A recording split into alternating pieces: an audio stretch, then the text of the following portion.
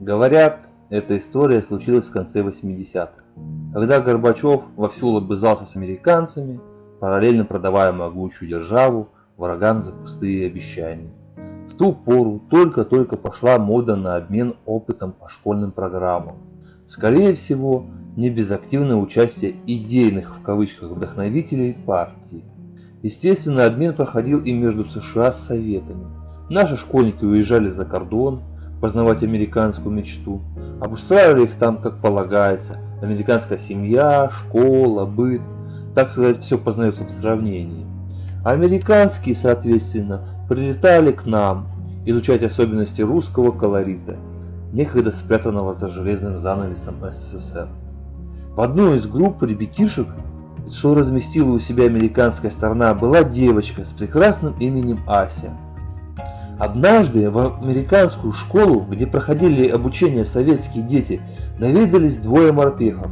В те годы, как сейчас не знаю, это была распространенная практика – вербовать старшеклассников, показывать им остальным, как это круто служить и воевать в армии США. Два темнокожих, мускулистых, одетых по полной форме офицера, принесли с собой кучу оружейного железа. Детей и подростков развлекать. Среди американских столов оказался и наш калаш. Зная, что среди школьников есть дети с советов, один из морпехов решил похвастаться навыками сборки и разборки калашникова. Естественно, весь этот аттракцион оружейного мастерства ребятишки смотрели с открытыми ртами, за исключением разве что Аси и еще пары мальчишек из Советского Союза. Разобрал морпех калаш довольно быстро, а вот на сборке завис, то ли не работал с ним сильно до этого, то ли вообще опыта не имел. В общем, по незнанке перекосил морпех затворную раму. Вперед не идет, ибо криво стоит. А догнать не может, в чем проблема. Мучился, второго бойца позвал. Никак. Уже бросить было хотели, когда Ася руку подняла и сказала по-английски: «А можно я?» Морпех бровь удивленно поднял вверх, однако кивнул, мол, вперед, девочка, дерзай.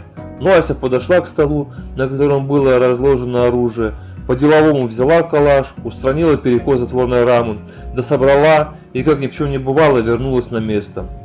Надо было видеть лицо американских бойцов, на которых было написано «Как так?». Вот такая вот история. Если вам понравилось, ставьте лайки, подписывайтесь, комментируйте. Ну а я с вами прощаюсь. До новых встреч!